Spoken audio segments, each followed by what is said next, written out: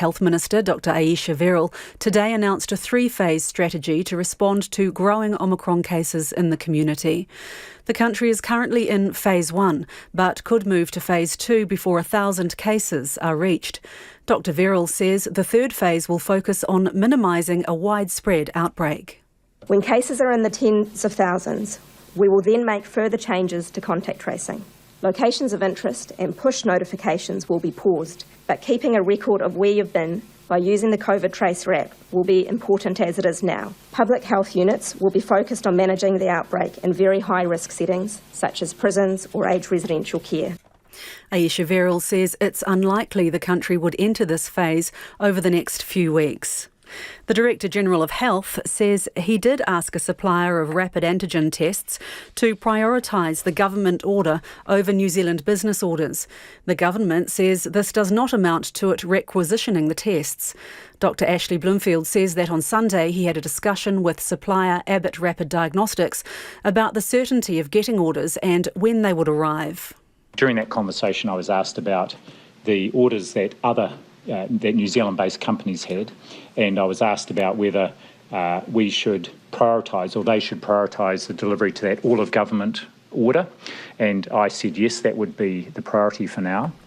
Ashley Bloomfield says businesses will be able to access the tests if they need them. The Ministry of Health has confirmed a suspected case of Omicron was at an early childhood centre in Tauranga.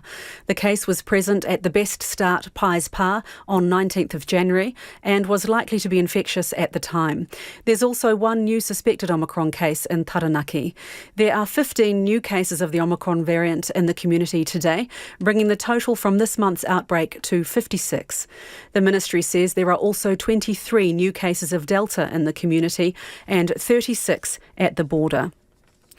A former patient at Lake Alice Psychiatric Hospital in the 1970s says the death of the man at the centre of child torture allegations doesn't change anything. Dr Selwyn Leeks, the lead psychiatrist at the hospital's child and adolescent unit, has died aged 92. Hawke's Bay man Malcolm Richards was in the unit for 2 months in 1975, where he was subjected to electric shocks, given drugs and, he suspects, raped. He says Dr Leeks has never been held to account. If it looked like he was going to face justice and then drop dead, well, that would be a big letdown, but we already knew he wasn't going to face justice, so him dying is a bonus. He's gone. He can't enjoy any more life with his family. Dr Leeks was investigated by police 3 times. After their most recent inquiry last year, police said there was enough evidence to charge him, but wouldn't because of his ill health. Auckland Transport is beefing up security on its public transport services following a spate of attacks on bus drivers. It says in some cases people have been abusing free travel to and from vaccinations and barging onto a bus without paying. Transport officers will now be on board some city buses as well as patrolling stops and stations. Tramways Union President Gary Froggatt says COVID has caused an increase in issues. Passengers are not wearing masks, passengers don't want to pay fares, passengers fighting other passengers being abusive to the drivers. Transport officers are sometimes having to call police to help with non-paying or abusive customers. In sport, US Open champion Daniil Medvedev will battle Canadian Felix Auger-Aliassime for a place in the Australian Open semi-finals tonight, as he looks to capitalise on the absence of world number 1 Novak Djokovic and win his second Grand Slam title. The Russian second seed was runner-up to Djokovic last year in Melbourne and beat Auger-Aliassime in the semi-finals of both last year's US Open and the recent ATP Cup. Greek fourth seed Stefanos Tsitsipas takes on Italian Yannick Sinner in the earlier men's quarter-final. The former Yorkshire cricketer Azim Rafiq has criticised Middlesex County Chief Mike O'Farrell's attempts to explain English cricket's lack of diversity, saying it's indicative of an endemic problem in the sport.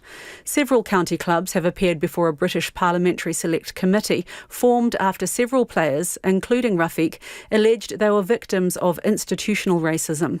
O'Farrell suggested a lack of diversity in English cricket could be attributed to minority communities focusing on other interests. The football and rugby world becomes much more attractive to the Afro-Caribbean community. And in terms of the South Asian community, there is a moment where we're finding that they do not want necessarily to commit the same time that is necessary to go to the next step, because they sometimes prefer to go into other educational fields. And the German Touring Car Championship has announced a complete ban on team orders in an effort to avoid the situation that cost New Zealander Liam Lawson a chance for the title last year. That's the news. Bye-bye to makeshift masks. There needs to be a bit more education in how to wear the mask. So a mask which is tightly fitted to the face. Back to school with protection. It can be likened to a uniform requirement. It's something that just has to happen. But what if you're wearing a niqab for religious reasons? People who are verifying that they're wearing it, ask them to just apply pressure just on top, not dropping the veil, and it shouldn't create a problem. Unmasking the Truth. Morning Report weekdays from 6 on RNZ National. You're back with Lisa Owen and Checkpoint shortly, but right now the short forecast from Met Service to midnight Thursday. For all of the North Island, scattered showers today, some heavy with possible thunderstorms from Wairarapa and Manawatu northwards. Localised downpours possible, especially in Northland and Auckland. Fine or becoming fine tomorrow, but a few morning showers about Gisborne, Hawke's Bay, Wairarapa and Wellington. For Marlborough, Nelson, Buller and Westland, fine and cloudy periods, a few showers north of Horticulture today, with possible thunderstorms about inland Nelson and Marlborough. For Canterbury, Otago, Southland and Fiordland. Showers about Southland and Clutha, clearing tomorrow afternoon. Elsewhere, rain spreading north later today with a strong southerly change, then clearing tomorrow morning. And for Kohu, Chatham Islands, occasional rain or showers with possible thunderstorms tomorrow morning. At 7 minutes past 5, we'll have more news headlines for you at 5:30. Nā mihi iwi, tēnā koutou katoa, no mai haere mai ki Checkpoint I tēnei rā, ko Lisa Owen tēnei. It's the 1, 2, 3 of Omicron. In the past few hours, the government's outlined its staged approach to the highly transmissible variant that is already in the community. 56 cases as of today. Little changes at the current phase 1. The goal remains stamping Omicron out, and PCR testing is best. As infections spread, the isolation period for cases and close contacts reduces to 10 and 7 days respectively. That's at phase 2 and 3. Also at phase 3, when there will be thousands of cases a day, the definition of close contacts who need to isolate will be narrowed down. Critical workers who are contacts of infected people will be able to bypass isolation and get back on the job as long as they return a negative rapid antigen test. But details are short on the chosen businesses, and the other thing that's short is the supply of rapid antigen tests. Well, Dr. Ayesha Verrall was due to join us on the program, but she cancelled just a couple of minutes before we came to air. So Director General of Health, Dr. Ashley Bloomfield, joins me now. Tēnā koe, Doctor. Kia ora, Happy New Year. Thank you. Phase 2 is when the critical changes occur in this 3-step program. So when do you expect to get to phase 2? Well, we hope to see off phase 2 for as long as possible, and we're taking a really active stamp it out approach here in phase 1, and the efforts are already showing keeping those case numbers down for now in that Omicron cluster that we know is based in Auckland. Phase 2, and in terms of the transition to phase 2, that will be based on both the number but also the rate of increase in cases, the capacity and sort of pressure on our testing system, just how our contact tracing system is doing. And what we would expect is that phase would be before we hit 1,000 cases a day, but we will be taking into consideration a whole range of factors. So ballpark, from everything you know, and I'm sure you've done forecasting, when do you think that tipping point will occur to reach phase 2? Well, we do have modelling, but the modelling, of course, is just an input into thinking about what the scenarios might be, and it really depends on the rate of growth of the Understood, but generally speaking, just give us a ballpark as to what you're working to. Well, it could be anywhere from a couple of weeks to a longer period. So I guess what we're doing is planning for the worst case scenario, which would be that was in 2 weeks' time. Okay. When you get to that stage, that's when you bring in tests to return to work for critical services. So what are critical services by definition? Which ones? Well, that's work that our colleagues at the MB are leading, and they are well down the track in doing that, and that information will be available within the next few days. But give us some ideas. So you're talking about the Minister, sorry for interrupting, the Minister was talking about food production, health and infrastructure. Can you give us a more honed idea about what you're talking about here? Well, for example, our critical infrastructure, like people who are essential workers or critical workers in, say, the supply of electricity, utilities and so on. Obviously, our supply chains to make sure we're getting food and other critical supplies through to supermarkets, our supermarket workers, and you've mentioned our healthcare workforce, and that goes outside of hospitals to those who are working out in the community, whether it's in general practice or in our Māori and Pacific providers, in our laboratories and so on. So it's a pretty big group, and MB is working apace with the range of sectors to just work out who are those critical workers. Now, I should say that in terms of that test to return to work, it won't be necessary in every case. It's just that if there is more than, if having a number of staff down really does start to compromise a particular critical service, then that is when the test to return would operate. But in some cases, those people will be able to still isolate for the what at that time will be a 7-day period if they're contacts. Right, understand that. And given the wide spectrum of businesses that you've just outlined there, and the pressure that there is on the supply of rapid antigen tests, do you have to limit the number of businesses because of that tight supply? Not at all. They are not tied together. So the work on the critical businesses is being done separately, and the key thing is to identify who those businesses are. Then, of course, to make sure we have got the. What's the time frame for that? When will you have the list? Well, I understand that list will be available within the next few days. So it's being worked through with the private sector and also with the different. By the end of the week or by the end of next week? Well, certainly before the end of next week. I think my understanding is either later this week or early next. Current stocks, 4.6 million rapid antigen tests. How long will they last? Well, if we were to be using them in phase 2 or 3, they wouldn't last long. That's why we have another confirmed 14 million arriving by the end of February. And every day there are more orders being confirmed, so that's good. So that's 18 million, right, that you know when you're going to get them. In phase 2, how long would they last? What's your best guess? Oh, look, I'm not in a position to make a best guess, but what we are... You would have done some forecasting or planning for that, though, presumably? Yeah, look, it just depends on the number of cases and the number of contacts within those critical workforces. But what we want to do is make sure we are in a position where we have got enough rapid antigen tests, not just to support the return to work for critical workforces, but of course in phase 3, their use by households for diagnostic purposes. I should say we've already over the weekend sent out several 100,000 out to our health sector providers, GPs, Māori and Pacific providers. So we have got rapid antigen tests out already there, ready for use where needed. So the Ministry has redirected rapid antigen tests that were going to private companies, right? Ordered by private companies, and now they're going to be co-opted into government stocks. I mean, how many companies have you taken over orders from, and how many tests?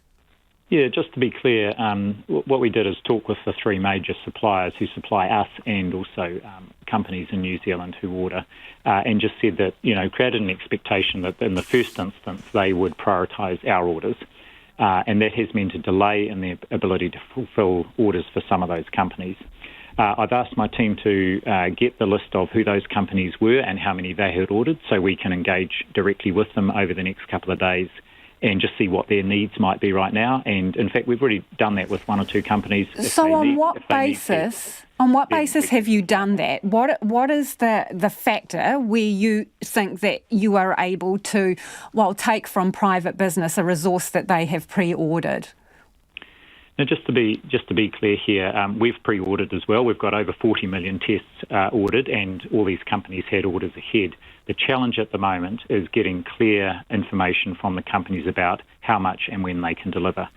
I didn't exercise any specific legal power. I just was in discussion with one of the companies, and then my team followed up with the others and just created an expectation with them that they would fulfil the government's orders. And again, this is an order that is for the entire country, including our private businesses.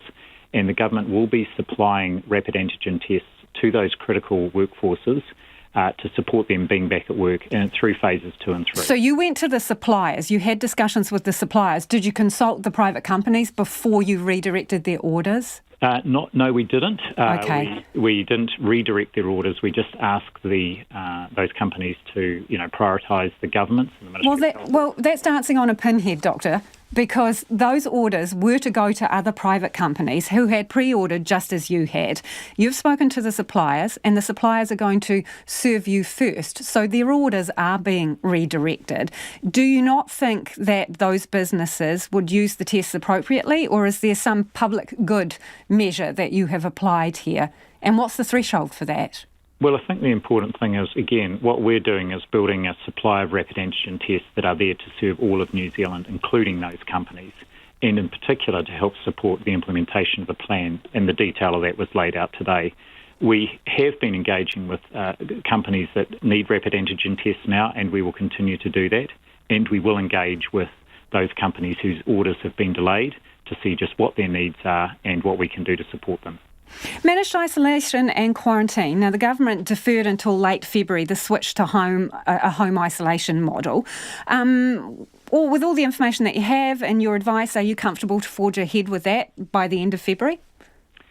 Are you talking about the Reconnecting New Zealand? Yeah, so returnees coming home who would normally have to isolate in government facilities, and the switch to a home isolation model. Those changes were due to come in earlier. They've been delayed because of Omicron. Next scheduled change late February. Are you comfortable to forge ahead with that? Yes, at this point in time, our advice is still that that's appropriate from a public health perspective. Of course, there's a lot that can happen between now and then in terms of our Omicron situation, but there's no particular reason for that to be delayed, and I know that Cabinet is considering that over the next week or two, the exact dates, and there'll be an update on that after that decision. Appreciate your time this evening. That's Dr. Ashley Bloomfield, the Director General of Health. Homai o whakaaro, we would love your feedback. Nō reira ānei na kaupapa mo te hōtaka nei. What do you make of the changes, the 3 stages? New isolation times, they'll shift down to 10 and 7 days respectively. If you've got Omicron, you'll have to isolate for 10 days and then down to 7 in phase 2 and 3. So that's shortened from longer isolation periods, 14 days and 10 days. And also, the government co-opting through the Ministry of Health those rapid antigen tests that were due to go to private companies. Love to hear your thoughts on that. Pātui mai, text me 2101, tweet us at Checkpoint RNZ, or you can email checkpoint@rnz.co.nz. It is 18 minutes past 5. Kia ora rawatu mo te whakarongo mai, e haere aki nei. Coming up, red alert, rocketing prices for the humble tomato. See a rush on Grow Your Own.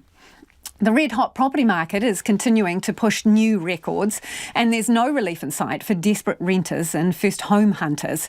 Latest CoreLogic figures show residential property values reached $1.7 trillion in the 3 months to December, compared with $1.3 trillion the year earlier. While some are predicting prices have reached their peak, it's little comfort for tenants or those unable to afford a rental, as their prices just keep climbing. Nita Blake-Person reports. Northland woman Debbie considers herself to be one of the lucky ones when it comes to housing. When I was younger, I never had any problems getting housing. Now we see a lot of people on the streets that can't find housing. Friends of mine have been living in cars over this issue. The stats around Aotearoa's skyrocketing housing market seem to reach new records on a regular basis. Just this week, Trade Me's reporting the national average asking price jumped by a quarter year on year to reach a new high of $956,000. While today, CoreLogic warned that many borrowers could face significant mortgage rate increases over the next 12 months, with some potentially doubling. Here's Debbie's assessment of housing costs these days. Unreal. Just out of this world. Prices of everything have gone up, but housing especially. I don't know how people can manage. And not everyone is managing. She's seeing it firsthand. We're lucky enough to have our own property, but we have taken in people that have needed housing, a place to live, even if it's just in a tent for a time. Yeah. While those looking to sell may be nervous around predictions of the housing boom nearing its end, many investors don't appear to be fazed. Helen O'Sullivan is the chief executive of Crocker's Property Group, which recently surveyed 522 investors. She says many are taking a long-term view, with 61% planning to hold their properties for 10 years or more. But many plan on raising their rents. Around about 80% say they intend to try raising the rents. And that is a pretty consistent proportion again since mid-last year when we started the survey. And the average planned rental increase from those respondents was 6%. Most investors, when they review their rents annually, will look to see if they can increase the rent. Whether or not they can is always a completely different question and very much based on market conditions and ultimately the condition of the property when they attempt to make that switch. But O'Sullivan says she's definitely not calling it a landlord's market. We see the market in Auckland as very balanced between landlords and tenants at the moment. And certainly in the Auckland CBD area, there is a significant surplus of stock, and ultimately, tenants are in a position to find really good quality properties at good rates compared to what they were looking at 2-3 years ago. The balance has not tipped in every renter's favour. Bernie Smith of the Monte Cecilia Housing Trust says the demand for their properties is massive. 600 properties across Auckland. We've got 400 families waiting to be housed. Sadly for us is the recognition that 4,500 children, 50% of them under 7 years old, came to our service in the last financial year. And this is our next generation who are already facing homelessness and poverty. While Smith concedes costs are rising for everyone, including landlords, he's not convinced they're being passed on fairly. And I just wish that some of them would have a bit of a social conscience and not raise rents unnecessarily. So there's a bit of greed out there that's really impacting people to such an extent that they once could afford rent, now can't put food on the table, now getting into debt and ending into homelessness. And I think that's an indictment on investors and on this country. As prices rise across the board, a call to keep housing affordable for those struggling to keep a roof over their heads. It's 22 minutes past 5. Kia amo tonu mai. You're listening to Checkpoint on RNZ National. Whether it's in a salad, on the barbie or mixed up as the base to a sauce, tomatoes are a staple in so many of our meals. But the price is leaving a sour taste in plenty of people's mouths, nearly doubling to more than $7 a kg. Yep, $7. With that price at the checkout, lots of people are turning to grow your own, but now even the plants are hard to come by. Our reporter Louise Tanuth and camera operator Marika Habazi went to have a look at what's driving up the price. With prices so high, tomatoes are like red gold. We decided to go looking for them to see how much a few tomatoes would set us back. First up was Pack and Save Royal Oak, then Countdown Green Lane. After visiting the two supermarkets, the prices worked out at roughly the same. At Countdown it was $7.50 a kg, Pack and Save was $5.99. So for 3 tomatoes, it was roughly $1 per tomato. Here's where it all happens. Around 100 pallets of tomatoes decorate the warehouse floor at Produce Group United Fresh. President of United Fresh, Jerry Prendergast, explains why things have become so expensive. With the Pepino mosaic virus that's been plaguing the tomato industry since about May last year, that's really affected the crop quite significantly. As we've gone into summer, with many growers pulling out crops, getting back into their crop rotation and sterilising their facilities, there just simply hasn't been as many tomatoes growing this year as we've seen in the past years. He says growers are facing many struggles due to the disease. So any grower that's got that in their glass house or in their operation, they've got to make some pretty swift decisions to pull that out of the glass house, to pull their crop out. And during that period, they've got a stand down period, so there's no production going on for them, which is really affecting their yields, it's affecting their income. And while tomatoes that are grown on plants with the disease are okay to eat, it poses a biosecurity risk for some countries overseas, so exports are down too. As for when the price might drop down again, it could be a lot longer. I wish I did have a crystal ball on this one. I haven't got an exact time frame, You know, a whole growing cycle and the process can take 12 months. We saw the start of this in May last year. If we were looking in towards what that means in the future, I'd like to see this settle down as we go into winter. For some, there's a simple solution to avoid forking out. I saw them in the supermarket for $5.99, but I grow my own, so I never had to buy them. I'm growing tomatoes at home, so didn't buy any for last few weeks. I haven't actually noticed the prices, but we grow our own, so it's been quite a good summer for that. If that doesn't interest you, it might be time to get a taste for something else while you wait for the price to come back down. $1 a store-bought tomato. Woo! And if you want to check out that video from Louise and Marika, it'll be up on our webpage. And farmers are warning of huge pressures on food supply if they're not considered part of the critical workforce. The government's laid out its 3-phase plan to tackle Omicron, which would allow critical workers who are close contacts of a case to return to work after a negative rapid antigen test. But they haven't defined exactly which workers it covers yet. Federated Farmers National President Andrew Hoggard joins us now. Andrew, what's the case, do you think, for your members to be on that critical list? Well, I guess we're looking at the definition of provided, which is general workers in critical sectors are those that are required to undertake their role in person at the workplace, blah, blah, blah, to prevent an immediate risk or death or serious injury to a person or animal, which I would think, the animal part that covers farmers. Each day we're ensuring they've got water, they've got food, that they can keep producing and doing well, which then provides food for people. At the end of the day, the old saying, everyone needs a farmer 3 times a day. So if that's not critical, I don't know what is.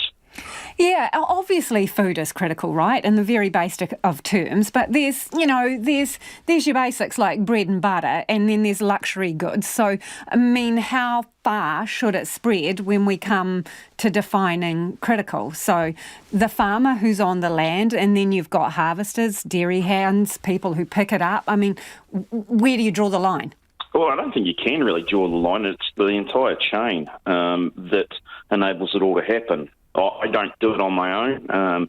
Yes, my farm may produce several thousand litres of milk, but without the people that keep my plant running, that come and pick the milk up, that process it, that make it safe, that deliver it to supermarkets, the supermarket workers that put it on the shelves, what I do is meaningless. So it is about ensuring that entire chain can keep functioning.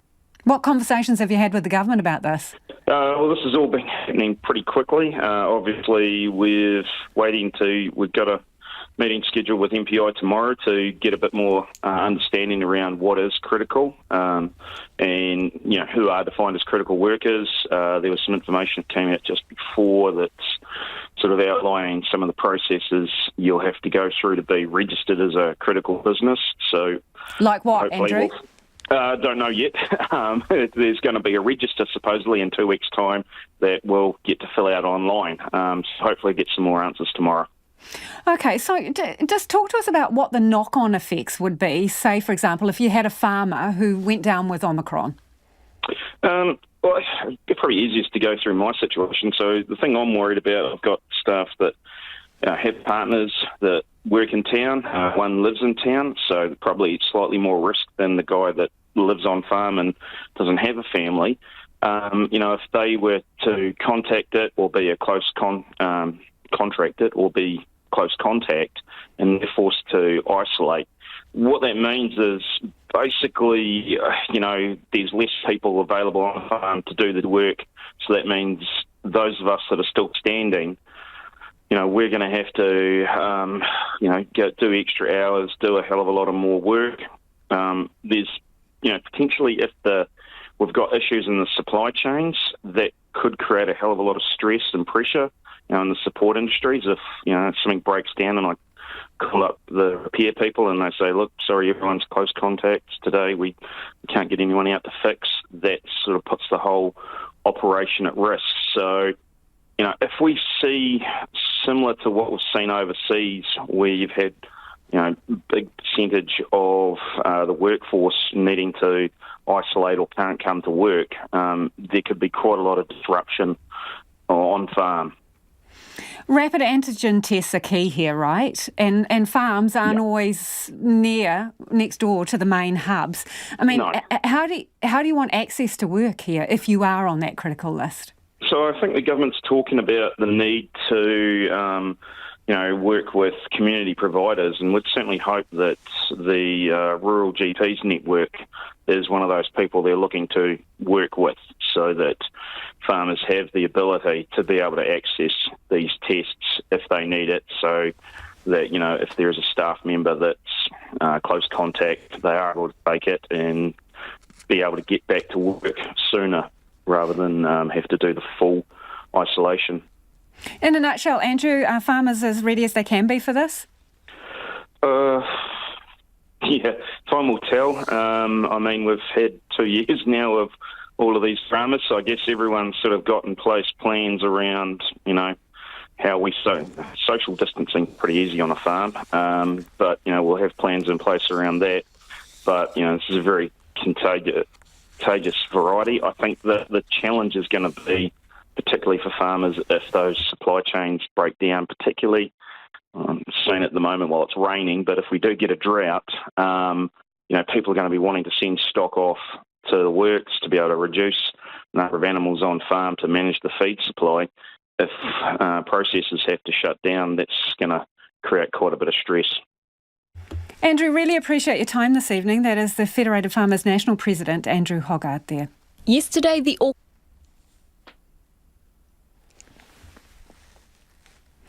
Wow, kia ora e te iwi haere aki nei ia checkpoint. Business smells a rat when it comes to supplies of rapid antigen tests.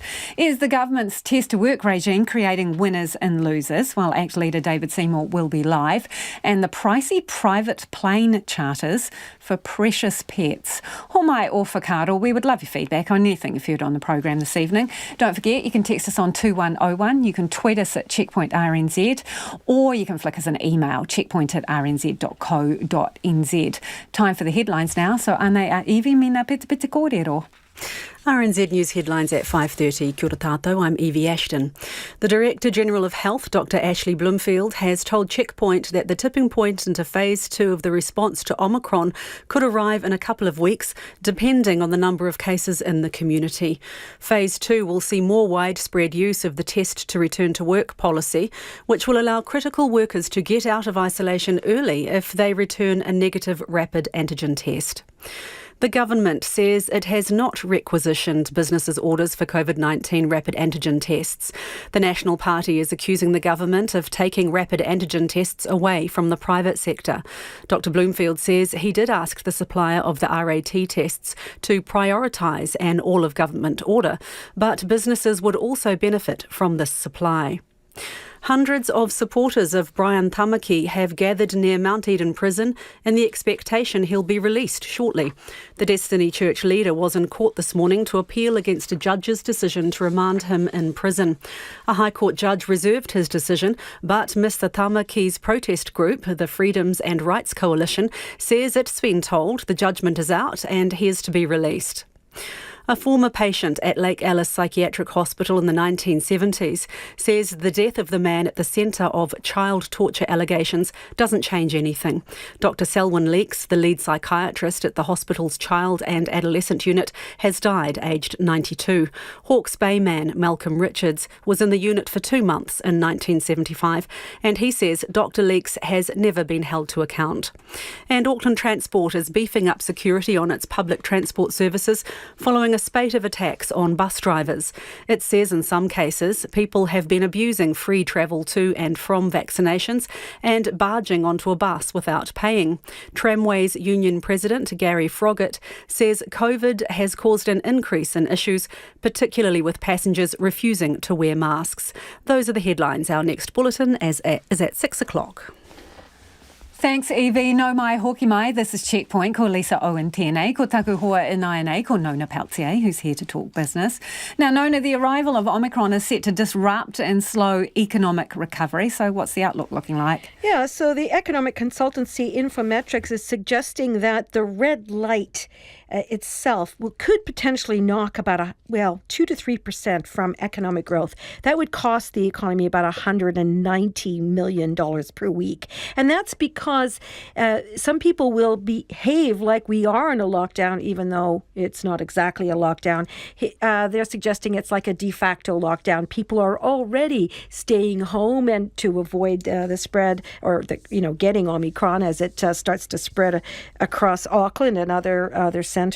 So, yeah, that's one of the big concerns, and that there's a lot of hesitancy already, and that where people were feeling more upbeat in December with Omicron, it's set to really expand that economic downturn that we saw with Delta. And people are encouraged to work from home if they can, but few want to. What are the numbers? Yeah, this is an interesting one. So I guess when we first went into lockdown, it was 2 years ago, some people thought it was a pretty good deal. They liked being at home, but that's all sort of changed. The latest survey by a property manager, JLL, says that really just 2% of people want to work from home all the time. 85% want to work in the office at least full-time or perhaps 2 to 4 days a week. And some people want a combination of both. But really, the thing that they want most is more space in the office to collaborate, to share ideas, to generate ideas, just to be around their workmates. It's become an imperative for employers to look for office space that offers that kind of facility. That's what people want. They want that. And the other thing they want is to be close to, I guess this does reflect the higher prices for petrol. They want to be close to public transportation where they work. So times have changed, and landlords, property owners of office buildings, they need to look at refurbishing their facilities to reflect this new demand.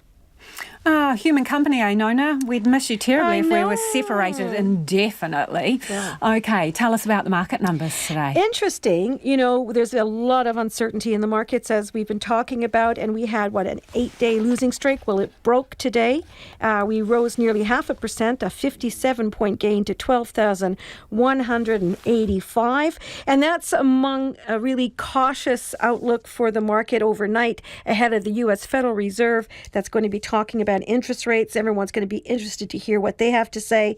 The New Zealand dollar is weak at 66.8 US cents, but at least it's steady there, and 93.3 Australian and 49.4 British pence. Thanks, Nona. Ka kite. Private suppliers of rapid antigen tests have lashed out at the government's interference with their orders. The government plans to increase the number of tests available to the public ahead of an Omicron surge, with almost 15 million rapid antigen tests due to arrive in the country over the next 5 weeks. But it's being accused of claiming stock intended for the private sector to make that happen. Katie Todd reports. Yesterday, the Auckland company HealthWorks Group said it had $100,000 worth of rapid antigen tests on the way from the multinational pharmaceutical company Roche. They were ordered and paid for due to go to businesses around the country. Today, HealthWorks says that's gone out the window. Its director, Claire Connor, says the tests won't be arriving as planned. So the company has simply phoned us and said the government have commandeered all the stock. And so, unfortunately, we won't be receiving any of our back orders, and there's no indication as to when we will get more stock for our company. It's a similar story at another supplier, also based in Auckland, who also imports rapid antigen tests from Roche and distributes them around the country. Its director didn't want to be identified, but said she'd also learned about 100,000 tests she'd ordered wouldn't be arriving. That's meant telling their clients, some 400 businesses, that their orders won't be fulfilled. The National Party is accusing the government of stealing from the private sector because it failed to order enough rapid tests early enough. But this afternoon, Associate Health Minister Ayesha Verrall denied that. She says the supply was uncertain to start with, meaning there was never any guarantee overseas manufacturers would fulfil the small orders from the private sector. It is the global supply situation that has led to the situation in which everyone's orders are difficult to confirm, and the action that we have taken has made sure that more New Zealanders will get tests and that more businesses will be able to access them.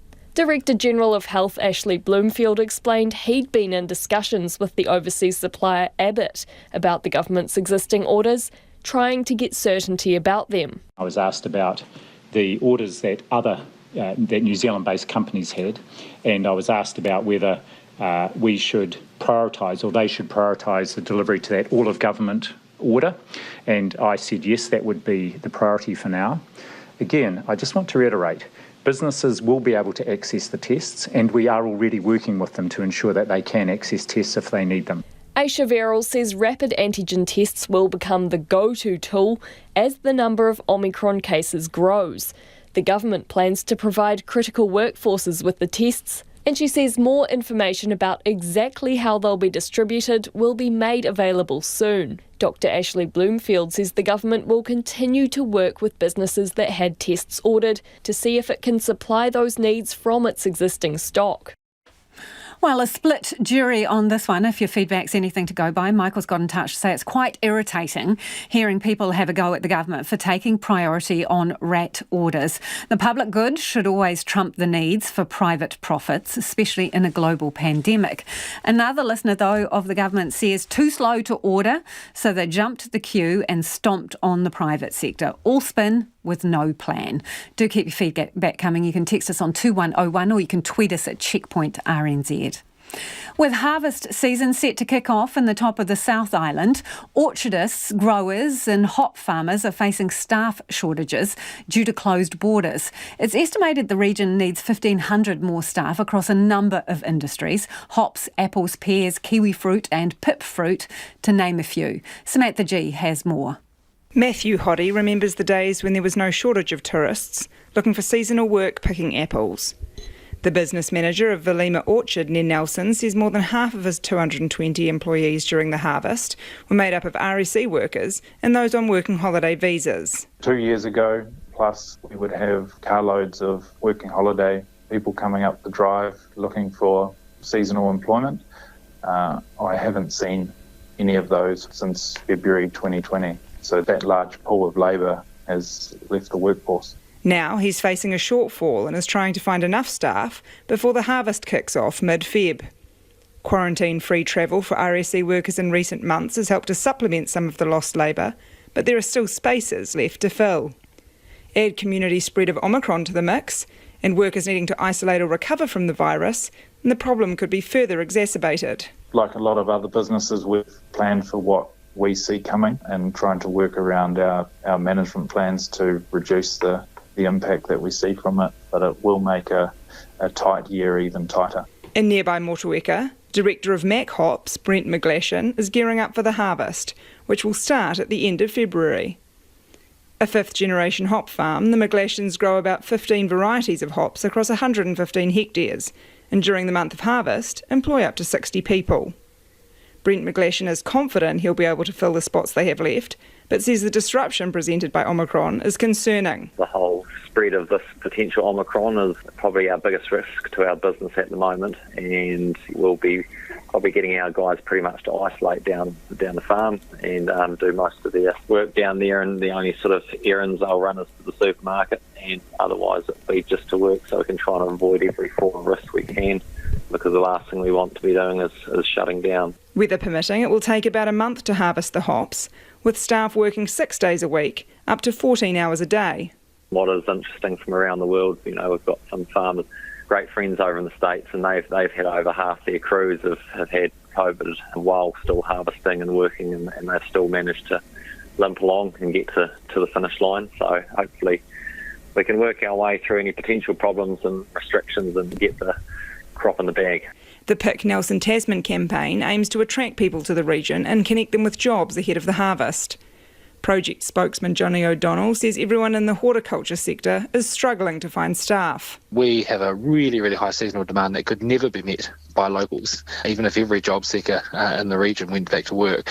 And so what we're saying is we're putting the call out that if anyone's been displaced from work due to COVID-19, if they're in between jobs or looking for their dream job but need a job in between, then there are literally hundreds of job opportunities available right now in the horticulture sector.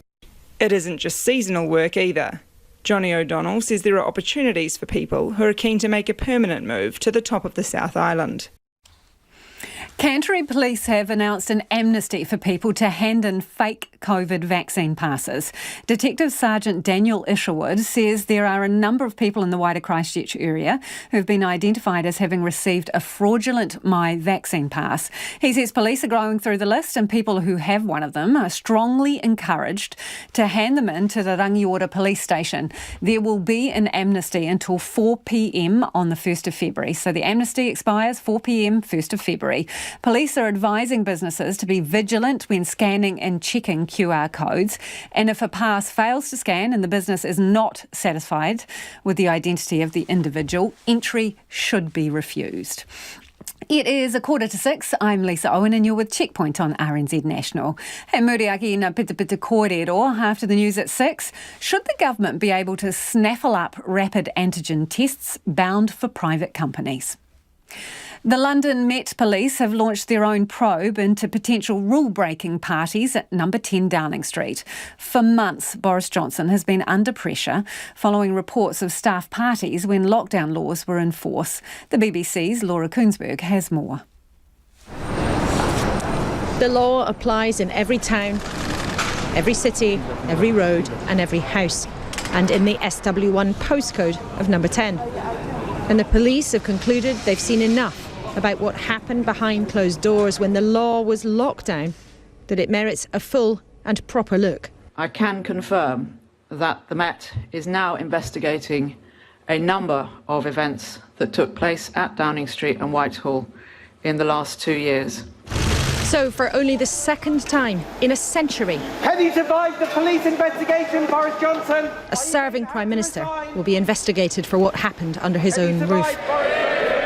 After months and months of claims about rule-breaking during a national emergency. The Prime Minister. I believe this will help to give the public the clarity it needs and help to draw a line under matters. But I want to reassure the House, Mr. Speaker, and the country that I and the whole government are focused 100% on dealing with the people's priorities.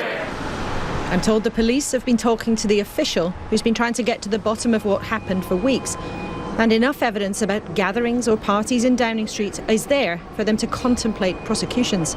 Was it right to have a birthday gathering in Downing Street, Miss Stories?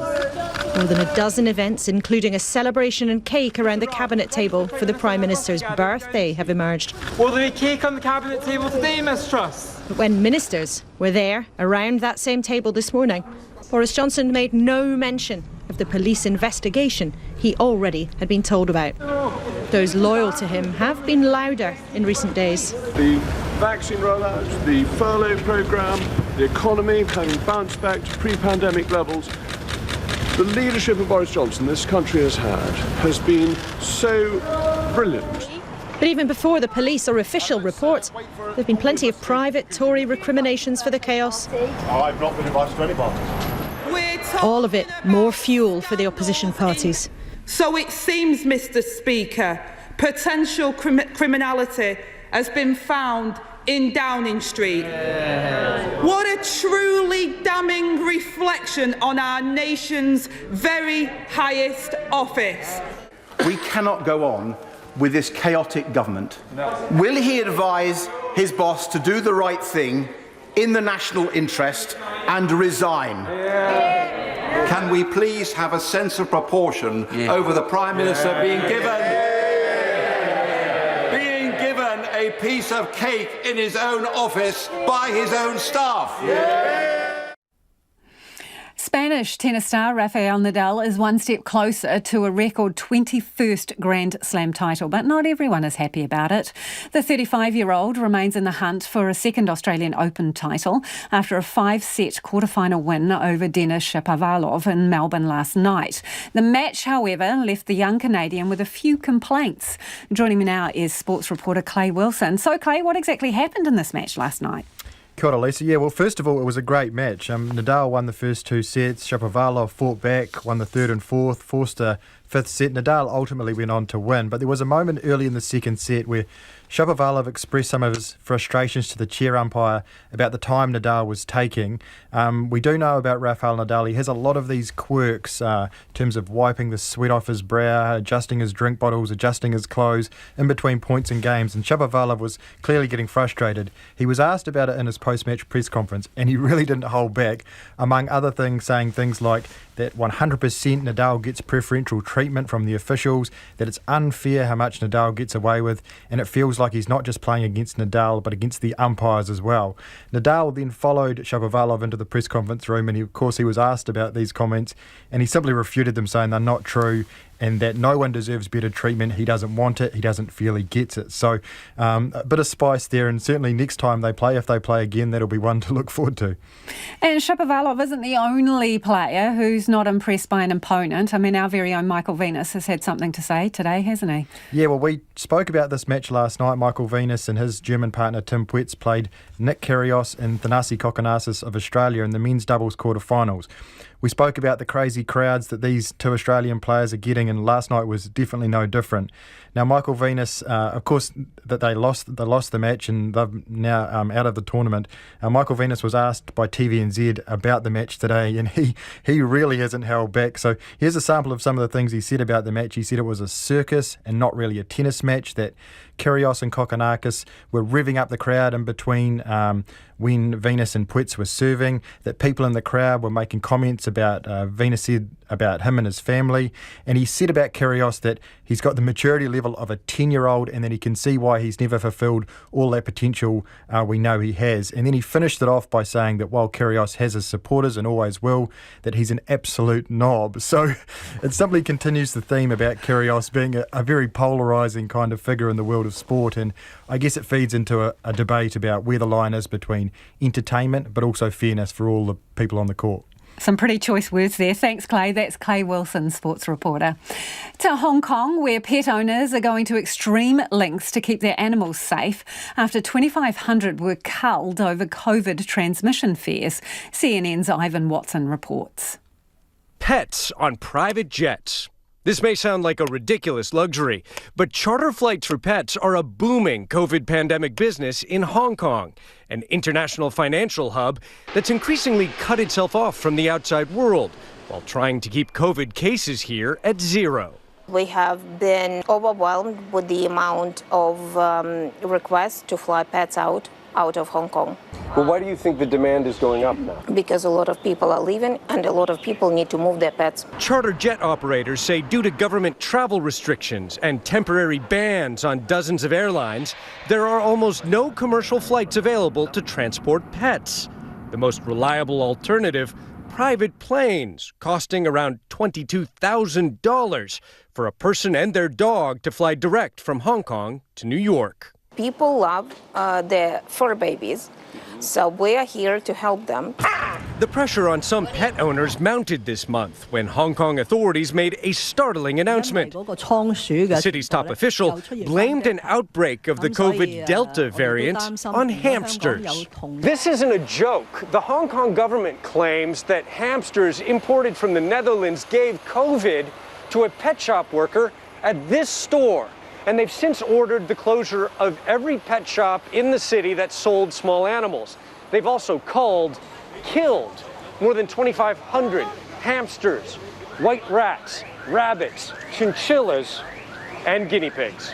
The authorities also told residents who bought hamsters on or after December 22nd to hand them over to be euthanized, prompting scenes like this, where animal rights activists tried to intercept pet hamsters before their handover to officials.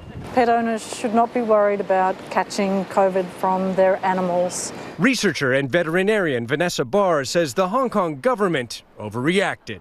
We know that so far in the pandemic there have been over 350 million cases of COVID reported in humans, and of those 350 million cases that have been reported, there have been no confirmed cases of transmission of COVID from people's pets back to humans. After months with almost no infections, the walls of Hong Kong's COVID fortress seem to be crumbling. In just 48 hours, more than 200 people tested positive for COVID at this Hong Kong housing estate. And this outbreak isn't being linked to hamsters. But animal rights activists and some pet owners are still spooked. The concern really is, if it starts with hamsters, where does it go next? Will we see companion animals such as cats and dogs being grouped into this? And that's a really real fear that people have. Olga Rydlinska says she's gotten a surge of inquiries from pet owners looking for seats on private planes in just the last week. What is the alternative if you're a pet owner and you want to leave the city? Give your pet up for adoption. A lot of people, they try to find new homes for their fur babies, and it's devastating. Well, if the worst of COVID comes to pass and food supplies get hit, growing your own mushrooms might be part of the solution. That's what one Raglan couple did during lockdown, and now it's sprouted into a successful business. Emily Eldon and Sean Mills run Mushrooms by the Sea, where they sell mushrooms and growing kits. And Sean joins us now. Hey, Sean, how did you come up with this idea? Hello. It all started in the very first lockdown. We were picking heaps of field mushrooms and got a grow kit ourselves, and we're just fascinated by it and just went down a rabbit hole from there, really. And so this is your full-time job now? Yeah. We've been full-time at this since probably, I think, September of 2020. Tell us about these mushrooms. Are they fancy ones? We mostly grow oyster mushrooms and one called pecky pecky, which is looks like a big cluster of coral. They're a lot nicer, in my opinion, than the normal button mushrooms you'd see at the supermarket. Got real meaty texture and can be used for lots of different things. Yeah, the thing is, Sean, we're looking at a picture of one of them, and it's absolutely spectacular, but some people can be a bit scared of, fancy-looking mushrooms, what to do with them. Yeah, we used to get asked if they were edible quite a lot. The thing we like to do with them, especially the oysters, is my wife Emily makes a vegan fried chicken with them, which is amazing. They've got really good meaty texture, and it looks amazing because they keep that shape as well when they're cooked. So you are now moving into home growing kits. Can anyone do this? How easy is it to grow these? The oyster mushrooms in particular are extremely easy. Like from when you get it delivered to your door, it is about 7 to 8 days till you get your first crop, and all that is really required is just slitting the bag where it's marked and then misting it for the first couple of days just gently on the surface of the kit. That just triggers the mushrooms to grow, and then once they're out the bag, they go ballistic. So, Sean, to be frank, if you're a complete numpty in the garden, do you reckon this is pretty foolproof? Yeah, my mum's done it. Oh, my goodness, she'll be offended listening to you, Sean. Hey, here is the thing. I do love a mushroom, but I don't know how to describe them other than to say I don't like the ones that sort of seem a bit sweaty, if you know what I mean. So what is the trick to cooking the perfect mushroom? We actually got told this by a chef at the farmer's market, and he recommended with all types of mushrooms to cook them in a dry pan first until they've sweated out their moisture before you add the oil or butter. And then at that point, once that moisture's gone, you can crisp them up with the oil or butter, and it keeps the texture a lot firmer rather than going mushy in the pan. Good tip. I see a couple of nodding heads in the control room. We'll take it on board. Hey, thanks for joining us, Sean. That's Sean Mills, who's from Mushrooms by the Sea. Now, that's a business that sprouted during lockdown and now expanding into grow your own mushrooms at home. Now for some of your feedback. A lot of you getting in touch about the government's Omicron strategy here. This listener says the government's response at the start was commendable, focusing on saving lives when things were unknown. Now we are entering the third year of this. We have strategies, vaccinations and a milder variant. The government has boxed themselves into a corner. What's the exit strategy? When will we reopen? When will Kiwis be allowed to come home? And when will we cease the persistent, insufferable daily scaremongering and allow people to make their own decisions of the risk as they do with every other thing in their lives? On the subject of rapid antigen tests, and this is about the government redirecting supplies that were going to go to private companies. Helen says, I believe prioritising rapid antigen tests to the government is a no-brainer as opposed to an ad hoc scattergun dispersal to private companies that can afford them. It's just common sense. Nick agrees it's pretty obvious they have... this is one in opposition actually. Nick says it's pretty obvious they have no idea what they're doing. Just open up New Zealand already. And this listener reckons surely the government takes priority over the rat tests. Imagine having stock being squandered by the private sector. All for it. It makes sense. Again, another one, government should have priority. They're not being redirected, and besides, any larger buyer gets priority, private or public. That is business. Yeah, this person's not so sure. A pre-order is an order, they say. And a final one here from somebody saying, glad to hear the government has been able to prioritise rat tests for the support of essential services. RNZ News at 6 o'clock. Good evening, kia ora tātou. I'm Evie Ashton. The Director-General of Health says it could be as little as 2 weeks, but hopefully longer, until the country will need to move into Phase 2 of the government's Omicron plan. Today, the government outlined its three-stage response, with the country currently in Phase 1. Dr Ashley Bloomfield has told Checkpoint that officials are planning for the worst-case scenario, which is that the country could move into Stage 2 in a fortnight. And in terms of the transition to Phase 2, that will be based on both the number but also the rate of increase in cases, the capacity and sort of pressure on our testing system, just how our contact tracing system is doing. And what we would expect is that that phase would be before we hit 1,000 cases a day. Dr Bloomfield says the efforts from the current Stamp It Out approach for the current Omicron cluster are showing, with case numbers remaining low. Hundreds of supporters of Brian Tamaki have gathered near Mount Eden Prison in the expectation he'll be released shortly. The Destiny Church leader was back in court this morning to appeal a judge's decision to remand him in prison. This evening, High Court Judge Paul Davison has ruled that decision was wrong. He has granted Mr Tamaki bail, but with a further condition of a 24-hour curfew at his home. The judge has also banned him from hosting any gatherings at his home that encourage people not to comply with COVID regulations. Mr Tamaki is due back in court tomorrow to face charges of breaching COVID lockdown restrictions.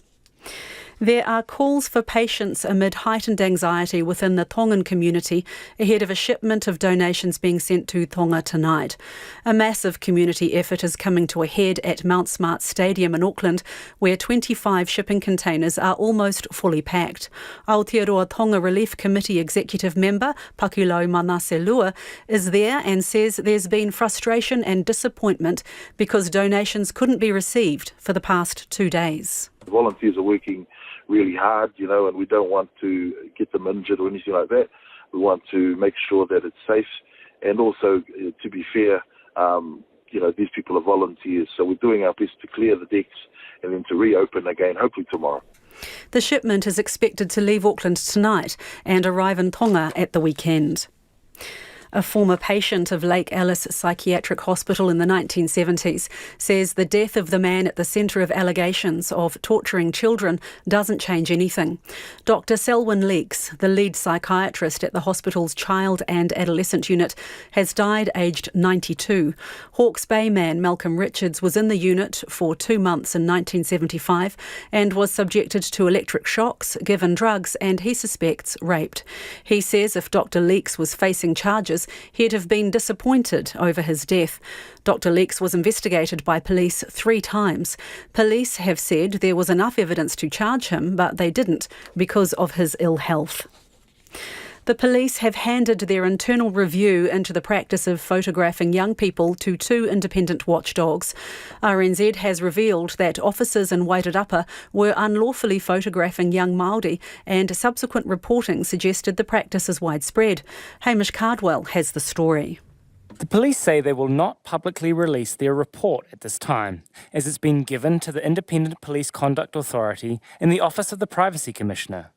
The pair are conducting a joint inquiry into how the police photograph the public. The IPCA today says the report is well advanced and will be released in the first quarter of this year. Earlier this month, the police announced they will not take pictures of young people unless they are arrested or summoned. Canterbury Police are offering an amnesty for people who received fake COVID vaccine passes from a rangi ora man. The 61-year-old was arrested earlier today and charged with forgery. Police say they're working through a list of people who were given the printed passes. Those people have until 4 p.m. on Tuesday to surrender the fake documents to the rangi ora police station. The passes have a QR code that doesn't scan correctly. Police say businesses should refuse entry to people whose vaccine passes don't scan correctly, or if they're not satisfied, a pass matches the identity of its bearer. And a produce expert says tomatoes could stay expensive for the rest of summer because of a disease attacking plants. Tomatoes have reached around $7 a kilo. The president of United Fresh, Jerry Prendergast, explains the disease is driving the price up. With the Pepino mosaic virus that's been plaguing the tomato industry since about May last year, that's really affected the crop quite significantly. As we've gone into summer, with many growers pulling out crops, there just simply hasn't been as many tomatoes growing this year as we've seen in the past year. Tomatoes on infected plants are okay to eat, but growers aren't exporting many overseas because they pose a biosecurity risk. That's the news. Kia ora, I'm Sharon Brett Kelly, co-host of the Detail podcast. We're back at work and gearing up for our first episode of the year this coming Monday. Every weekday we're explaining the big news stories and dishing up interesting topics we think you'd like to know more about. The Detail with me and Emile Donovan, back Monday at 5 a.m. on your usual podcast platforms and RNZ's website, or after Checkpoint here on RNZ. You're back with Lisa Owen and Checkpoint next. Now the short forecast from Met Service to midnight Thursday. For all of the North Island, scattered showers today, some heavy with possible thunderstorms from Wairarapa and Manawatu northwards. Localised downpours are possible, especially in Northland and Auckland. Fine or becoming fine tomorrow, but a few morning showers about Gisborne, Hawke's Bay, Wairarapa and Wellington. For Marlborough, Nelson, Buller and Westland, fine and cloudy periods. A few showers north of Horticulture today, with possible thunderstorms about inland Nelson and Marlborough. Canterbury, Otago, Southland and Fiordland. Showers about Southland and Clutha, clearing tomorrow afternoon. Elsewhere, rain is spreading north later today with a strong southerly change, then clearing tomorrow morning. For the Chatham Islands, occasional rain or showers with possible thunderstorms tomorrow morning. It's 6 minutes past 6. We'll have more news headlines for you at 6:30. Kia ora rā e ho, no mai hoki mai. This is Checkpoint, ko Lisa Owen tēnei. More and more New Zealanders will have to look after themselves at home as the Omicron outbreak grows. The government has set out how each of its 3 phases in the red traffic light setting will work. Each phase dependent on case numbers. It's clear that as case numbers grow, health resources will concentrate on those who will get sickest, leaving everyone else to manage themselves. Our political reporter, Annika Smith, has more. With 56 Omicron cases in the community, the outbreak management to date will look and feel very familiar. Contact tracing, isolation and getting a test if you're symptomatic is unchanged in Phase 1, with cases at home for 14 days and contacts a further 10. This is the current situation, but the government is clear that as the number of cases grows, this hands-on approach can't be sustained. Things will begin to change at Phase 2. Associate Health Minister Dr. Ayesha Verrall explains. Any rapid escalation in case numbers will put pressure on our resources, and it will require us to shift from identifying all infected individuals to being more targeted to those most at risk and those needed to keep the country going. It's unclear when this next phase will kick in. The government has previously said it'll be when daily case numbers hit 1,000, but has since scaled this back to say the threshold for shifting will likely be lower. Under Phase 2, Omicron has established itself in the community. It's at this point that health resources hone in on those who'll get sickest. The system will focus more on identifying those who are at a greater risk of severe illness from Omicron, which will be a small percentage of cases. As well as looking out for the most vulnerable, Phase 2 is tailored to keep essential workers at work. COVID-19 cases have to isolate for 10 days, while contacts isolate for 7. But if you're a critical worker, you may be able to get back to work sooner through the Test to Work scheme. The government is yet to specify who will be eligible for this scheme, but says it will include those working in healthcare and essential services. These people, like our healthcare workers and those working in food supply and infrastructure, are key to our COVID-19 response and also ensuring New Zealanders can continue to access the services they need.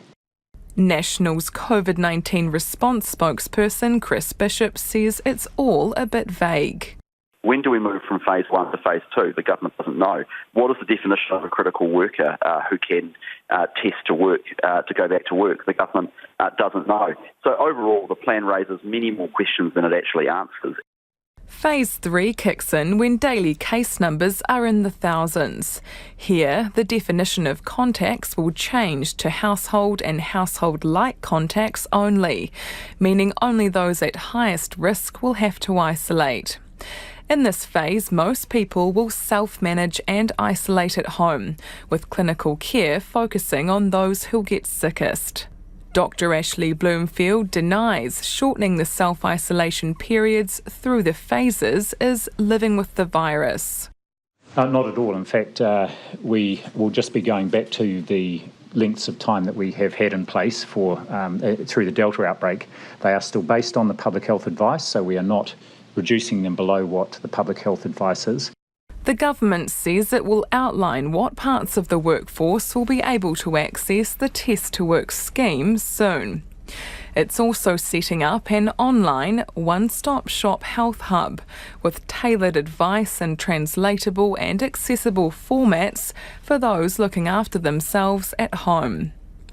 Ayesha Verrall says GPs are already working to identify those who will be cut off from this resource, so if they do test positive, they'll automatically be flagged as needing specific outreach services. The ACT Party leader David Seymour joins me now.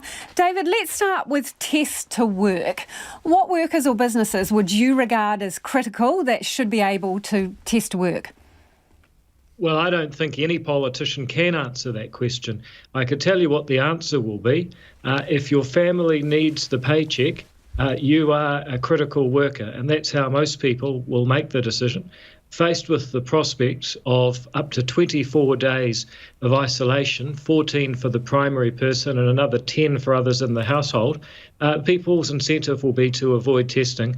Ironically, I suspect these stage 1 settings, as we're calling them, will actually increase the rate of spread. But in all seriousness, I don't think that anyone can make that list. I'll give you one example. You might not immediately think that your garbage or rubbish collection crew were critical, but if your crew gets knocked out for 3 weeks by Omicron, you might change your mind about that. But if we need rapid antigen tests in order to carry out Test to Work, it's tough to get your hands on them at the moment. So if supply is an issue, you kind of have to ration the businesses, don't you? So how do you do that? Well, we most certainly need to maximise the supply of rapid antigen tests in New Zealand. The best time to do that would have been about a year ago, but let's just park all of those grievances. The next best time is now.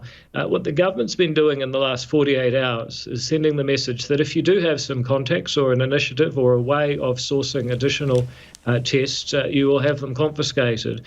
Or as Ashley Bloomfield euphemistically puts it, not confiscated, but consolidated into government stock. All well take note. Now, I mean, that is going to further reduce our ability to get them. What I would say is that if you don't have the tests, it doesn't necessarily mean that unworkably long isolation periods are actually the best option.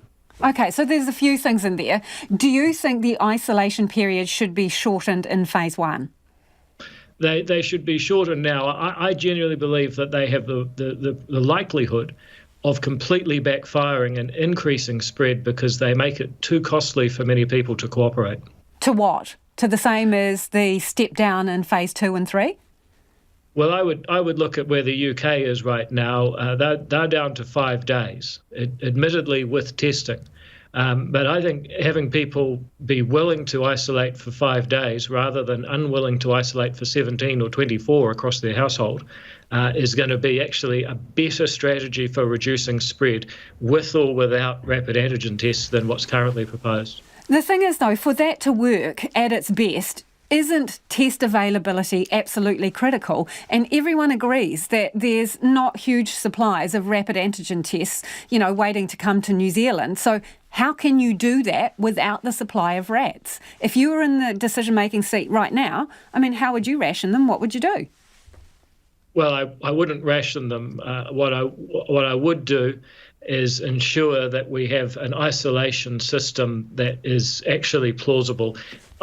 If I can take a step back, what our goal here is to achieve 2 things. One is to allow society to continue functioning and not have the problems that people have seen around the world with supply chains and so on, people tending to other aspects of their welfare. 2 is to be able to help people who genuinely are vulnerable, those who are older and those who have underlying conditions, to be isolated and protected. And at present, in my view, we have the worst of all worlds because we are putting quite extensive restrictions on people. The streets are quiet. Businesses are really noticing a downturn this week because people are scared not of the virus but of the isolation rules. On the other hand, we're also not really in a good position to protect those truly vulnerable. So we've been told that there will be home isolation and so on. That was rather haphazard last year with Delta, and we haven't seen the kind of progress that I'd like to see.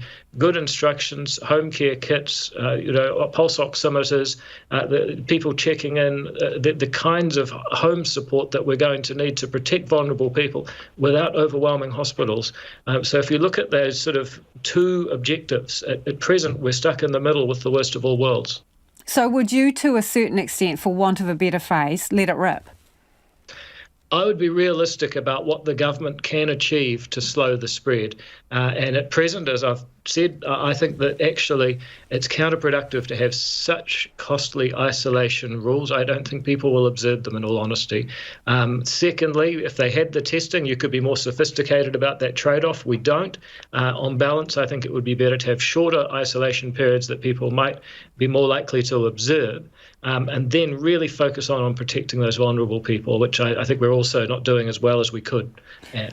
On the subject of the rapid antigen tests, and the government, use whatever phrase you want to, commandeering them from private companies, co-opting them, whatever.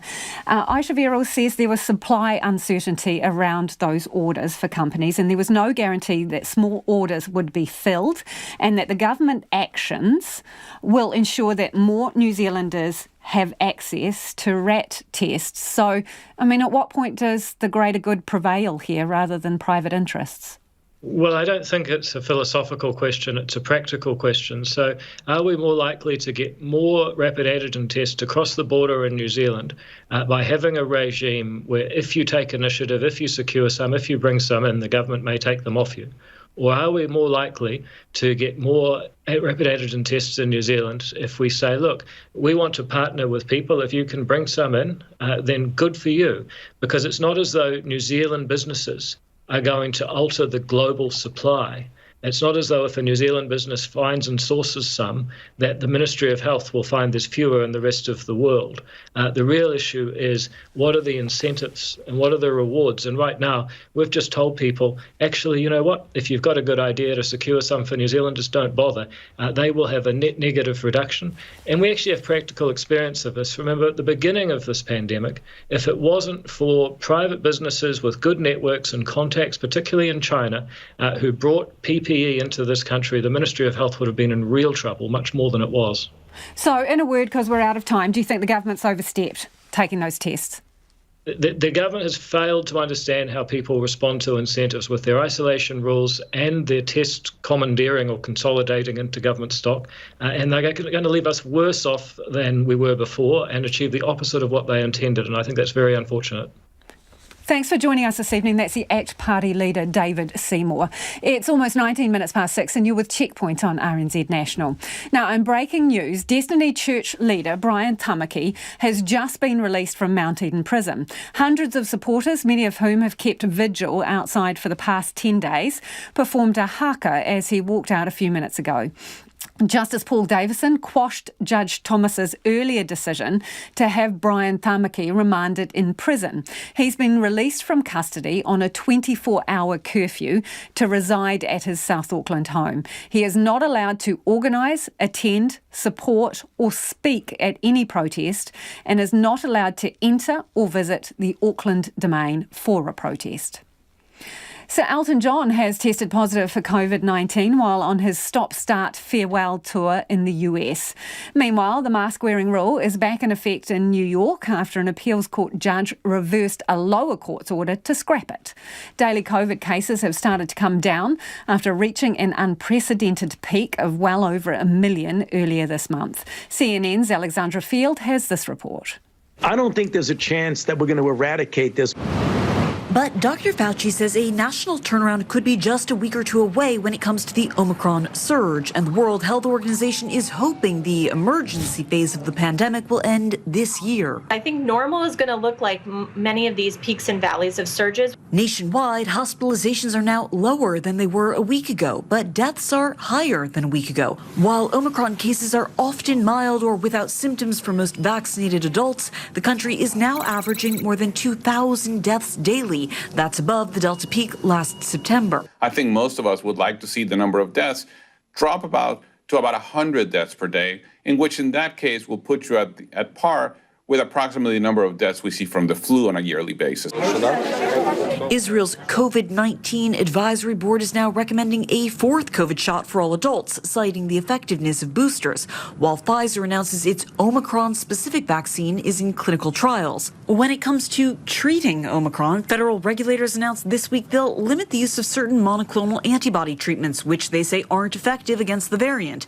That move sparking a feud between Florida's governor, who's vowing to fight back, and the White House, which says they're using a lot of tools to fight COVID. People have a right to access these treatments, and to revoke it on this basis is just fundamentally wrong. Let's just take a step back here just to realize how crazy this is. We're not relying on one type, one brand, or treatment. In New York City, Sarah Palin allegedly flouting COVID-19 restrictions by dining inside a restaurant while unvaccinated on Saturday and then testing positive on Monday, delaying her defamation trial against the New York Times. An attorney for Palin declined to comment. And another stage goes dark. Sir Elton John testing positive for COVID, delaying 2 concerts in Dallas.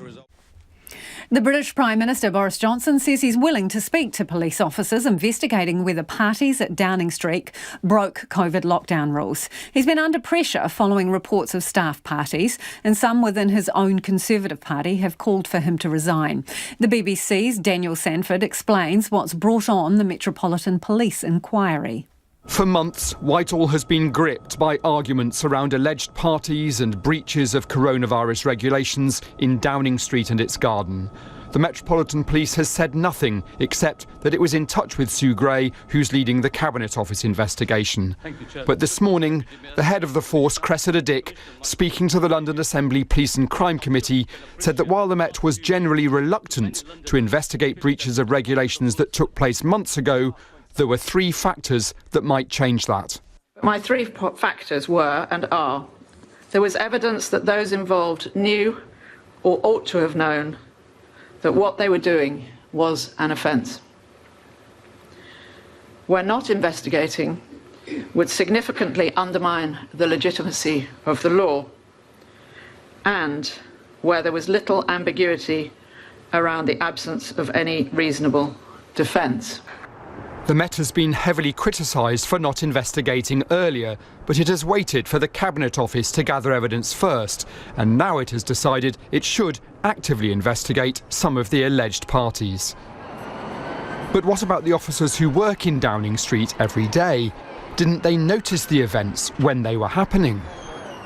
It sounds like there was a culture of law-breaking parties rather than a single one-off event. We've heard reports of wheelie suitcases of drink clanking through security. Surely some officers were concerned about what they were seeing at the time. Cressida Dick wouldn't comment on that today, except to say that if it was relevant, it would be included in the investigation. Even 2 months into the first lockdown, police had still been actively patrolling public spaces, making sure nobody was mixing with people outside their household. So there remains a worry about double standards. There is no question there is a huge level of public concern about this, and no matter what the Met have said, it's looked like one law for one and one law for another.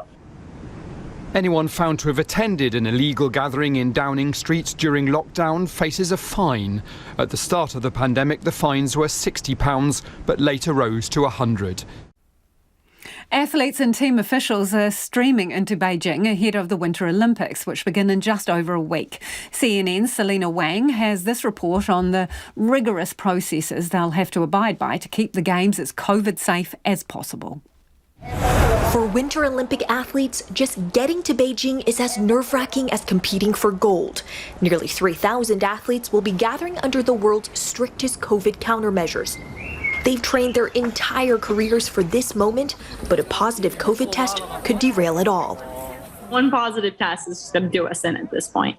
It's super stressful. I didn't know that I really struggled with anxiety, to be totally honest, until the past couple months. U.S. mogul skier Hannah Soares and her teammates have been isolating in Utah for the past month. They live in separate homes, socially distance on the mountains, order groceries for delivery. No one's looked at each other in the eyes. I haven't literally been inside anywhere besides this house for the past month. Soares even wears a KN95 mask under her neck warmer on the slopes. And so I just treat everyone like they have COVID, and it creates a lot of anxiety in my life, but hopefully it gets me to China. Athletes have to test negative for COVID twice before boarding a plane, once within 96 hours and another within 72 hours before departure, then daily tests in Beijing. Organizers are relying on sensitive PCR tests, which means recently recovered but healthy athletes could potentially be isolated or barred from competing. They've gone to the public health extreme. That test is so sensitive, it is merely picking up remnants of the virus. You are not contagious to anyone else. Organizers aren't taking any chances. The host country is sticking to its zero COVID policy, where just one case can trigger lockdowns and mass testing. During the Tokyo Summer Olympics here, 41 athletes tested positive for COVID. At least 24 had to withdraw from competition. Now with Omicron and even stricter rules at the Beijing Games, it's inevitable some athletes are going to lose their chance to compete. Hadrian's Wall in northern England was once the frontier of the Roman Empire. Construction on the 117-kilometre long barrier began 1900 years ago, but just 10% remains visible today. The wall and what lies underneath it are among the most important archaeological sites in the UK, but they're being affected by climate change. The BBC's Justin Rowlett has more. Jackdaws cry alongside Hadrian's Wall. For the Romans, this was the end of civilization. It's reckoned it took 15,000 men 6 years to build, and the sites around the wall have been the source of some of the most incredible Roman artefacts ever found in Britain. And I've been given permission to hold one of them. Thanks a lot. So it's incredible. It's a tiny child's leather shoe that was found at the Vindolanda Fort. It's got a lattice pattern on the side and holes for laces, and it is just extraordinarily well preserved. That's because it was discarded in the waterlogged peat soils alongside the wall, and therefore this shoe hasn't rotted at all. They've treated it with a little oil, and amazingly, the leather is still flexible. More Roman leatherwork has been found at this fort on Hadrian's Wall than anywhere else in the world, including the world's oldest boxing gloves. It's the source of some of the earliest handwritten documents ever found in the UK, and even a Roman toilet seat. You can clearly see at the top as a circular feature, and it's a Roman well. But now climate change is threatening the ancient objects preserved here. So what we've got here is a field where it should be very, very wet, but what's happening is it's drying out throughout the year and the land is dropping. We're at Magna, one of the biggest Roman forts along the wall. The site has never been dug, but as weather patterns change, the land is drying out. And if oxygen gets in, whatever's buried here begins to rot. This place has the potential to be, quite frankly, amazing. Pretty much everything that they used on this site for 300 or 400 years has the potential to be preserved in more or less the same state it was thrown away in. You just think of the range of stuff that we could be standing on right now and what kind of story that can tell us about life here almost 2,000 years ago. And your final thoughts on the issue of rapid antigen tests and the government co-opting private orders. This listener says the issue is that the government is not prepared adequately, hence its need to hijack orders placed by other, better organised entities. This one from Adrian: I'm not buying the greater good line from the Ministry of Health. They aren't Robin Hood. This time they're more Sheriff of Nottingham. Stop the spin and work with the private sector. MOH are clearly floundering well behind private New Zealanders who are making good decisions, says Adrian. So, she's got a different opinion. Rats in a global shortage, public good trumps private profit, says Sue. That's about all we've got time for this evening. Ko te kaupapa tuatahi o pōpō. Tomorrow from 5 a.m, First Up looks at the cost of going back to school as the skyrocketing price of school uniforms sees more and more families reaching out for financial help. Kaua e wariwari te atatiro I a motu kōrero. Look at our videos and stories online and we'll catch you tomorrow. RNZ News headlines at 6:30. Destiny Church leader Brian Tamaki has just been released from Mount Eden prison, where he was greeted by hundreds of supporters who performed a haka as he walked out. The Director General of Health says it could be as little as 2 weeks, but hopefully longer, until the country will need to move into phase 2 of the government's Omicron plan. And a massive community effort is coming to a head at Mount Smart Stadium in Auckland, where 25 shipping containers are almost fully packed with supplies.